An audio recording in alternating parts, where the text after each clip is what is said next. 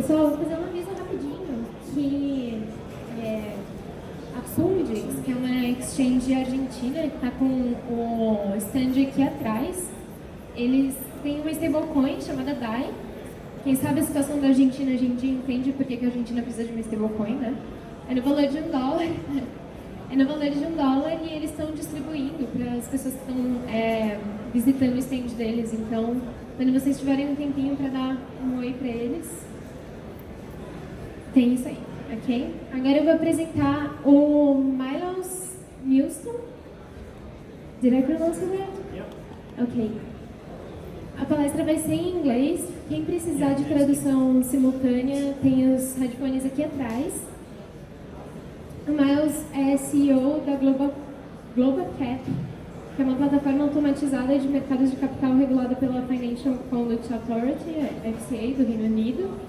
E antes da GLOBACAP, ele foi CTO de uma empresa online de tecnologia de jogos esportivos.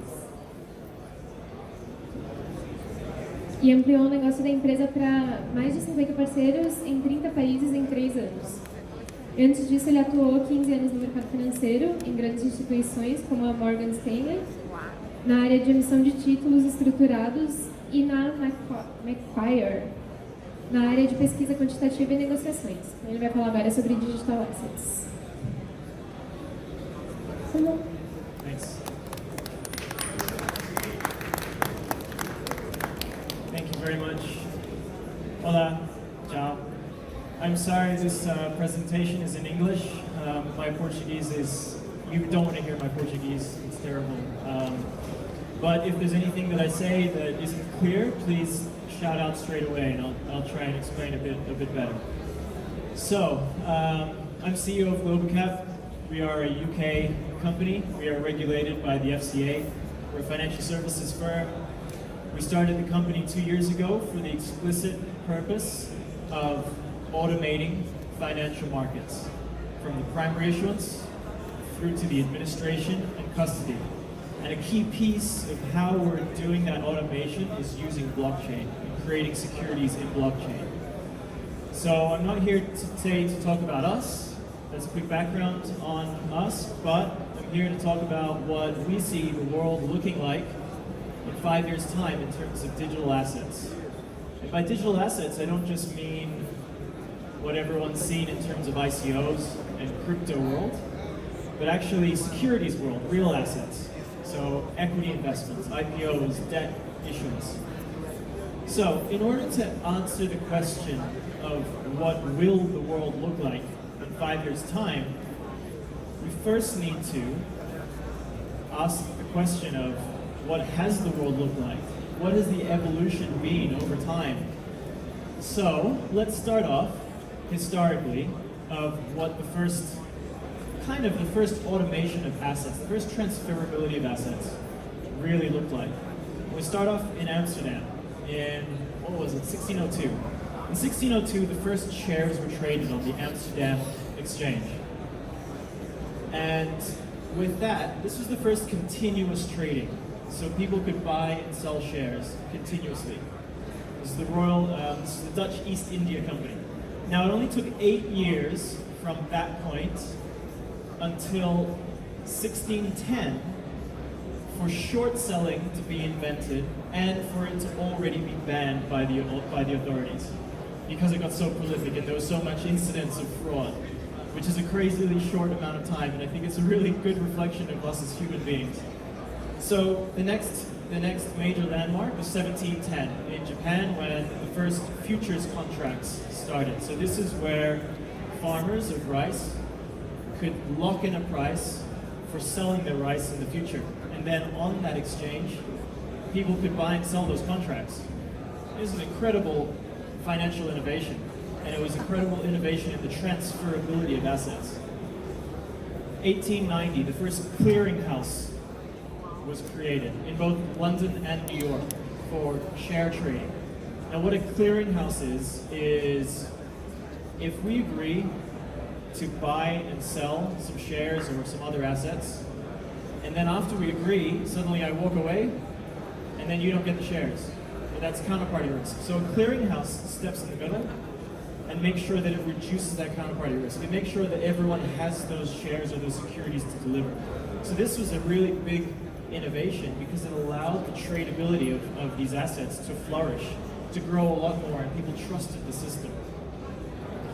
1934, just after the great crash in 1929, the SEC in the United States was created in order to enforce fraudulent selling of securities, which helped to create the problem with the Great Depression in the first place. Another big step to creating trust in the market. And more trust means that there are more participants, which allows more creation of more participants, more trading, more assets to be created. 1972, that clearinghouse then became automated. And this is the first real digitization that started to occur all the way back in 1972. That following year, in the United States, the Depository Trust Corporation, which was responsible for receiving certificates, making sure that they were updated, and the new holder of the securities received those securities, they couldn't handle the volume of transactions that were happening. 15 million trades a day, and this is all manual on paper. So what they did is they created the first central securities depository in its true form. All of those certificates came into the one place. They got locked in a room, and then they just created a record where they could just automatically and manually transfer names from one party to another. Now this is a really good instance of digitization. This is only on paper. It's nothing to do with computers yet, but actually this is what led to us getting to a digitized state. 1996, it's not very long ago now, 20 years. And this is the first fully automated electronic CSD. So that process that we just talked about, where there's a ledger of entries, where you have the actual holders, well, this is where it became electronic. This is really getting to something interesting. 2009, Bitcoin. Okay, this is the point everybody knows about. Crypto comes in, Bitcoin's going to change the world. Maybe it is, maybe it isn't. It's really just a currency. 2013, Ethereum creates smart contracts. Now this gets interesting, because actually now you can have an actual contract which has terms in it which automatically executes things. That led to the ICO craze in 2017. $5 billion raised through the ICOs, huge number, but when you look at the volume of real security transactions, I'm talking about share transactions, debt transactions on a regulated market like the New York Stock Exchange or B3 here in Brazil. In the United States alone in 2017, there was $1.6 billion worth of transactions. So $5 billion doesn't really look like that big a number when you compare it to regulated markets. 2018, okay, I'll put a little bit in here about GLOBACAP. We executed the first equity issuance globally on blockchain, entirely on blockchain, without the use of a nominee structure. So traditionally, well, what's been done elsewhere is that companies have used a nominee to hold the shares and then created a blockchain representation over the top.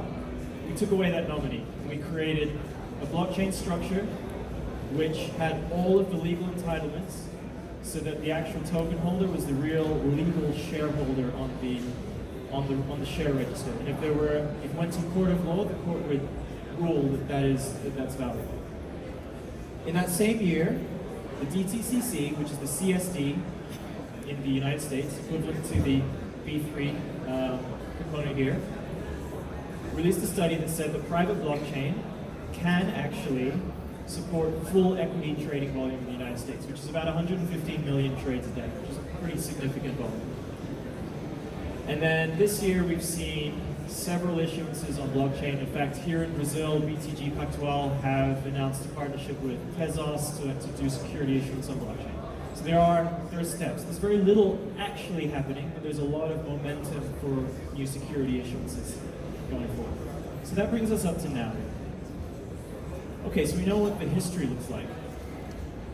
What does the current world look like? So let's look at private assets being transferred in a private context. So the easiest example of this is if you want to buy a house. I'm sure if you've looked at buying a house or if you own a house, you'll know the painful process that goes into actually buying a house. It takes weeks to actually exchange the contracts. You have to pay lawyers, you have to pay accountants, everyone else that goes along with it. And there's all this stuff in the middle. And it's the same if it's a private equity investment, it's the same if it's a venture capital investment, it's the same if it's a bank loan and the bank wants to sell that loan. It's painful. It takes weeks or months to transfer that asset. So, what we did, and I'm using this as an example, when we created that structure I mentioned, where the entire legal ownership was in blockchain, we looked at all of the individual elements that a judge would look at in court to determine whether it was a legal shareholding. We created them in blockchain, using first a private blockchain with intertwined smart contracts for the legal share register and a transaction record. And then we attached a public blockchain to it so that someone could actually hold the token, transfer that token, and in that process, the transaction record itself gets automatically updated, and then the legal share register also gets automatically updated. And attached to that, it can auto-generate share certificates or anything else that needs to go along with it. So that means that that process, that legal transfer of private assets, which would take weeks or months, now takes a few seconds. And this is just an illustration. If you have two entities transferring that token from one to the other, then everything gets updated downstream in a few seconds. That means that now you can have private assets. Imagine if you could just buy and sell a house in a second. Okay, you're probably not going to go and buy more houses, but by the fact of it becoming so much easier, it means that there are going to be more participants. There's going to be more transactions that happen, which is really interesting. If we now talk about public assets, so in other words, shares that are traded on the stock market, like B3 here in Brazil, or the New York Stock Exchange, or the London Stock Exchange, then that same process can occur. And that means that you can have transactions which are settled instantly, and you can have things like stock splits, buybacks, which also take weeks and months of documents circulating, and lawyers, and back office administration staff. All that goes away and it becomes an instant process. This is really transformative. So what the world looks like right now, if you go want to buy some shares, if you want to go and buy some shares in the Brazilian Stock Exchange or any other exchange, then you'll go and speak to your broker. You might do this online, or you might do this over the phone, or you might do this in person. Those brokers are member firms of an exchange like B3 or London Stock Exchange. That exchange then, when a trade matches, that trade gets novated to the clearing counterparty, the clearing house. In Brazil, that's all under the B3 group. In Europe, for example, they're all different entities and they're interoperable. And then once the clearinghouse is sure that the securities are there to deliver and the cash is there to deliver, they will then pass the trade on to the Central Securities Depository. And that basically acts as like a bank, like a safety deposit box that doesn't lend out money, but it's got securities and cash in there. And it's operated by big custodians. And then you have the securities transferred from one account to the other, and the cash transferred back from that account into the other one. And this process takes 2 days or 3 days or longer if it's a loan and so on. It's complicated. So now let's look at what it could look like in 5 years with a digital asset. So we have a blockchain-based asset where that settlement process can happen instantly. And in order for this to really work, we also need a blockchain currency, a real currency. I'm not talking about Bitcoin. I'm talking a blockchain real, or a blockchain pound, or a blockchain US dollar. That means that at the trading venue level, at the Brazilian exchange, or the London Stock Exchange, they can actually see straight away if the two parties that are looking to match have the assets, so you don't need the clearinghouse. And then they can publish those transactions directly to those chains. And that means the CSD goes away as well. So what the world looks like in 5 years means that that process becomes incredibly simplified and streamlined. And those counterparties which are there right now, which are expensive, which are time consuming, and, well, honestly, which employ a lot of people, might not need to be there anymore. So that's both good and bad for various reasons. But it would really transform things. So this is just to illustrate how we've approached it. By creating a completely digital asset, it means that you can manage that asset with a click of a few buttons. So right now, if you're a company owner and you want to manage your securities that you've issued, then you usually have an administrator that does it for you, and they have a whole team of staff and a lot of manual processes. With a completely digital asset, it means you can manage it in an entirely digital way. Get rid of the administrator, cut your costs down, have a point and click, and someone in the company itself can just operate that. It becomes really simple. Doing voting, getting voting from investors or holders of those assets, it also becomes a very simple and streamlined process, an immediate process, in fact. Paying out distributions, so dividends or coupon payments or anything else like that. Again, this becomes something which is dramatically streamlined. Instead of going through multiple banks that are transferring the cash, then actually you can pay that blockchain-based currency into the same account that you are holding the blockchain assets into. Significantly streamlined, significantly easier, and it makes it much more flexible. So the world in 5 years, what does this really mean? What it means is more assets remain private and become more easily transferable. So if you look at what a company does today, a company starts off, it gets a few investors, creates a product, grows, sells that product, continues to grow. When it needs access to a whole lot more capital to grow a lot more, it goes to public markets and it sells equity or it sells debt in public markets. Now, in order to do that, it needs to go through a lot of regulatory hurdles. It's a very painful process. They then have to do annual reports. They have to do all that sort of stuff. But actually, if we have the ability now to transfer private assets really easily, then as far as investors are concerned, actually, that becomes as an attractive proposition, maybe not quite, but close to being as an attractive proposition as a fully public company. So as an investor, instead of needing to go onto the exchange to trade, actually, I can just trade and those get settled really simply and easily. So it's still good as an investor to come look at it. That means the company themselves can attract a wider pool of investors from a wider geographic distribution and a wider audience, so they can attract more capital to continue growing and remaining private without the regulatory burden of becoming a fully public company. This is quite a transformative thing. More assets become securitized. So what blockchain really does is it allows assets, whether that's real estate or equities or Uber's car fleet, each individual car, to become securitized. That means that packaging it up, selling that income stream separately. So imagine if you're an Uber driver or a taxi driver and you want to be able to take a mortgage out against your income stream that you are currently earning. I'm not talking about the wage, I'm talking about you owning your own taxi, being able to say, I work harder than the other taxi drivers. I work 7 days a week, and I'm doing this because I want to buy a nice house for my family. Now, you can actually take that, you can securitize it really cost effectively using blockchain, and then you can sell that to investors. And investors can buy that directly. The reason why that can't be done right now is because it's too expensive. You can't take thousands and thousands of taxis and create them into individual securities because it's a manual process. Whereas using blockchain, you can actually spin up thousands of these securities or these assets instantly within the same framework.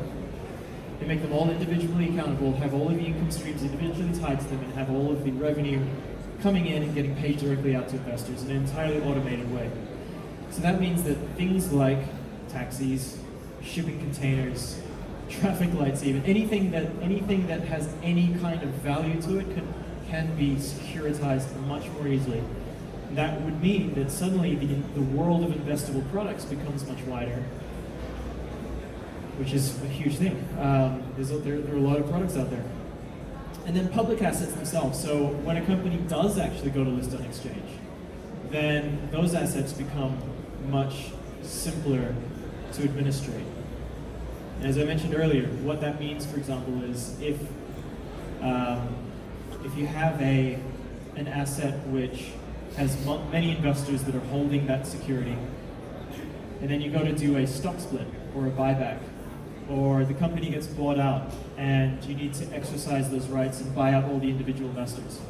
Well, right now, the administrator of those assets goes with lots of paper, they mail it out, people receive that, you have to sign it, you have to chase them, they come back, it takes a long time. Actually here with a digital asset, you just press a button, it gets automatically executed everywhere. So it becomes a much more streamlined process.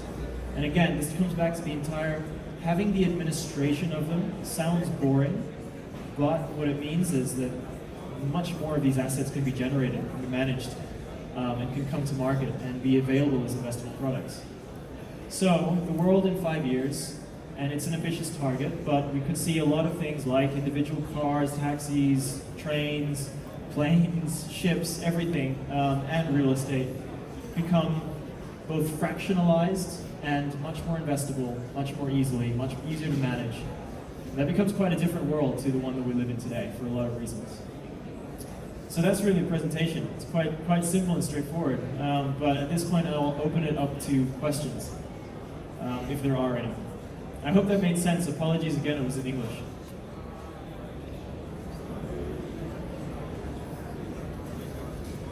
Anything from anyone? Okay, I guess that's it. Way ahead of schedule.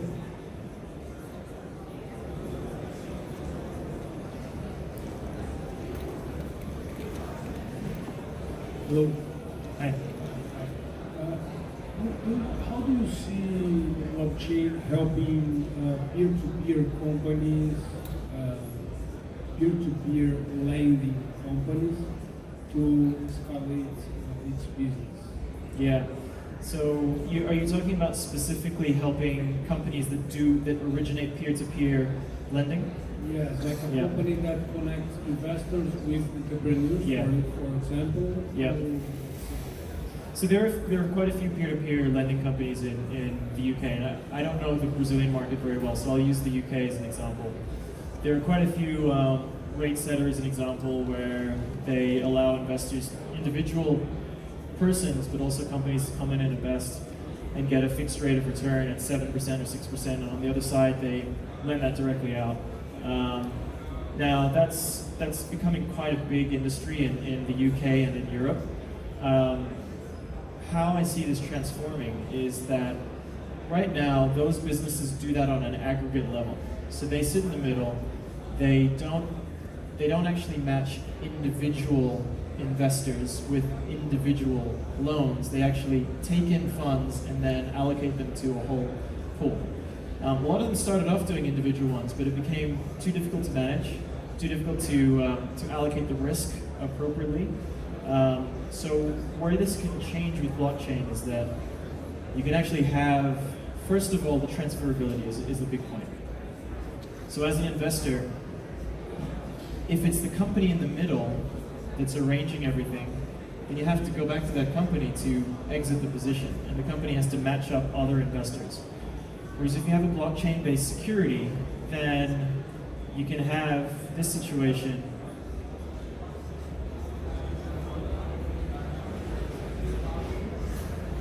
where you can actually interact directly with other investors that you can find yourselves, or you can have a platform like an exchange of some kind where you can actually transact these securities, but that transferability process becomes so much quicker and simpler.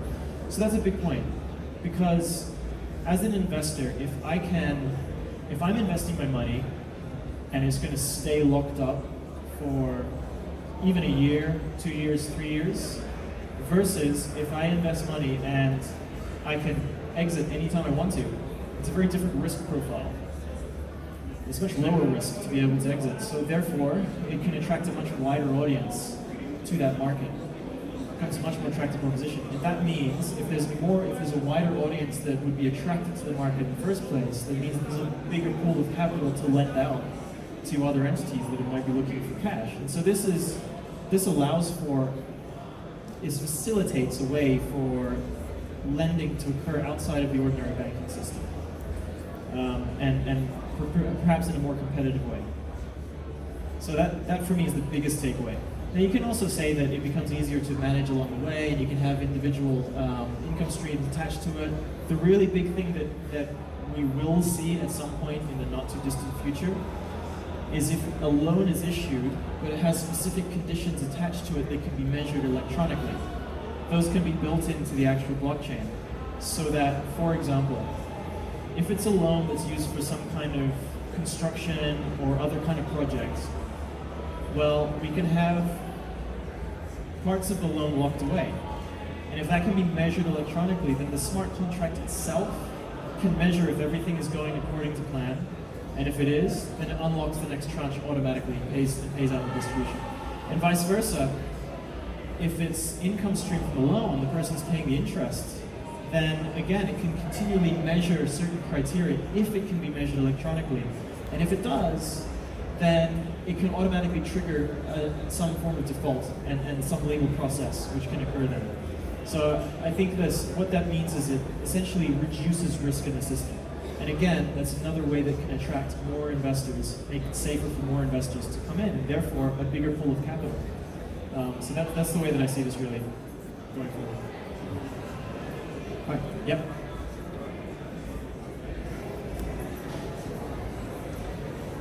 Hi, my name is Humberto. I work in a car rental company.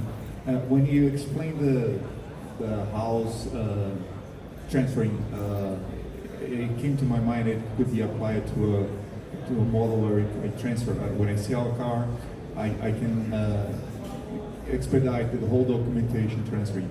Yep. But unfortunately, one of this player is a DMV session, and how willing this institutions or government is willing to be part of this process, because actually you don't own your car. If you think about they own the car because they own the ownership of records. So how do you see that? Yeah. The very short answer is that there is, from what we've seen, there's a strong willingness, but as with everything that's government related, they're incredibly slow. The longer answer is that same problem applies to real estate, because with real estate you have a land registry, and in every country in the world except for Dubai, which has created an electronic land register, everywhere else in the world it's a piece of paper and you have to send a letter in. It's crazy. But that's evolving. So right now the way that real estate is being tokenized on blockchain is that it's a bit convoluted, is that it creates a company or a trust that owns the real estate, and then we fractionalize all of the equity in that trust. Hopefully we can get rid of that intermediate process soon. That's too expensive to do for car.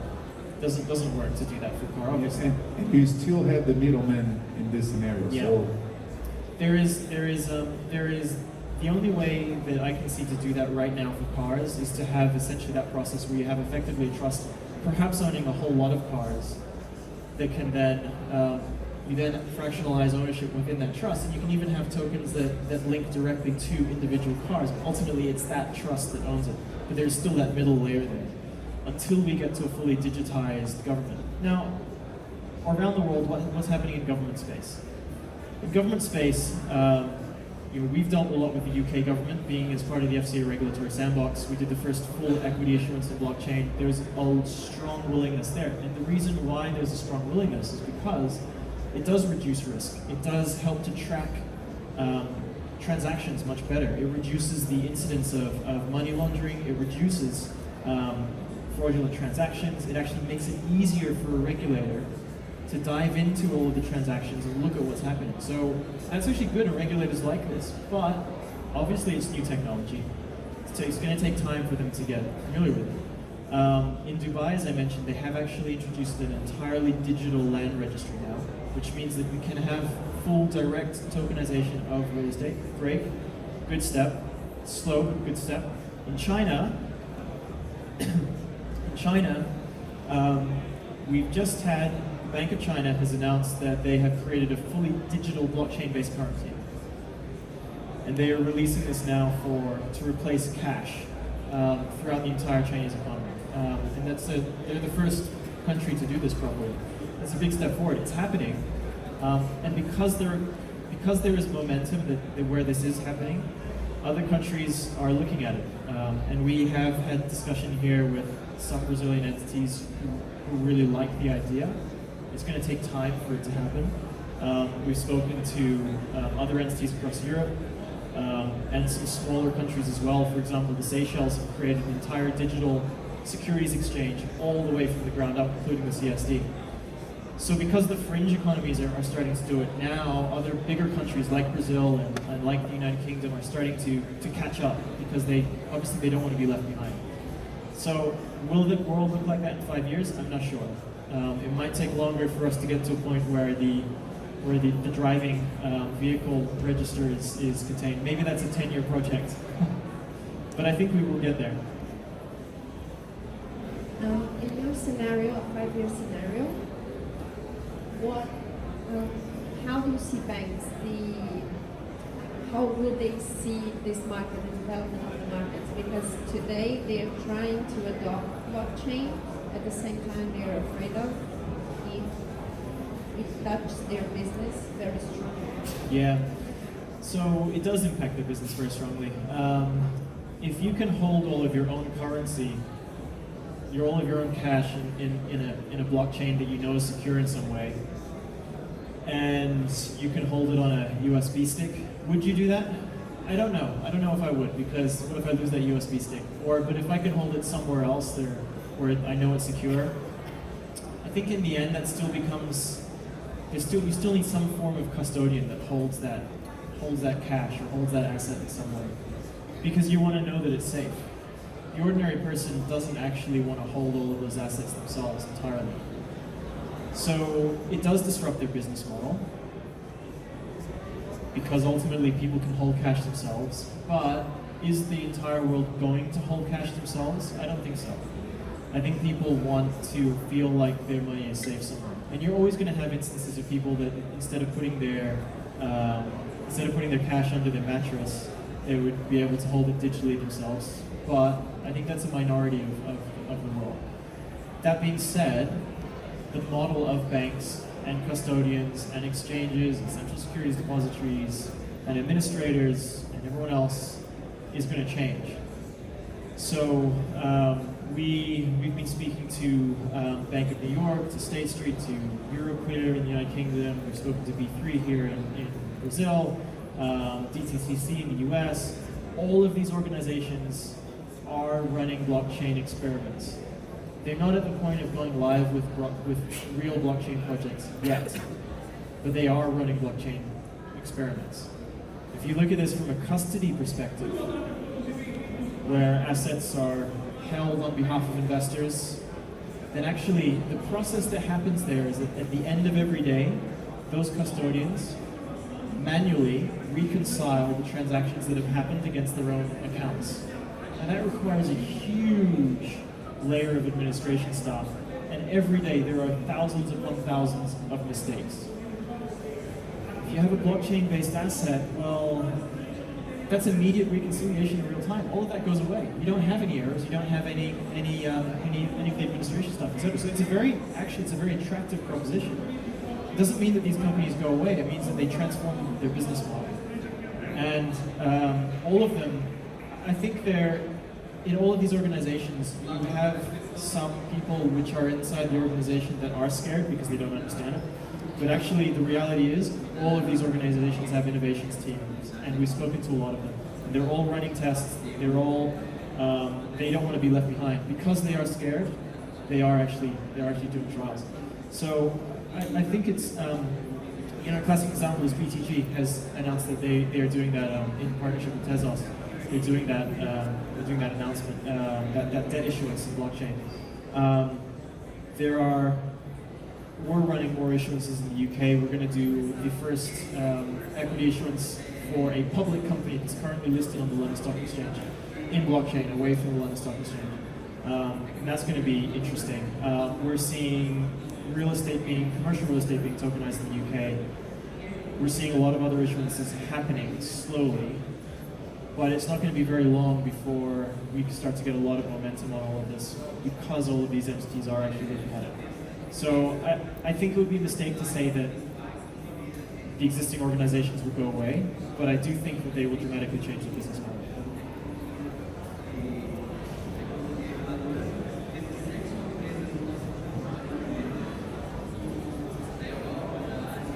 All right, thank you very much.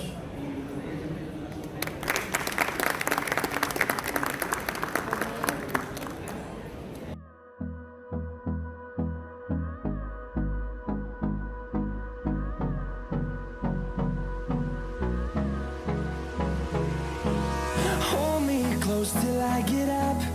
Time is barely on our side. I don't wanna waste what's left. The storms we chase are leading us, and love is all we'll ever try.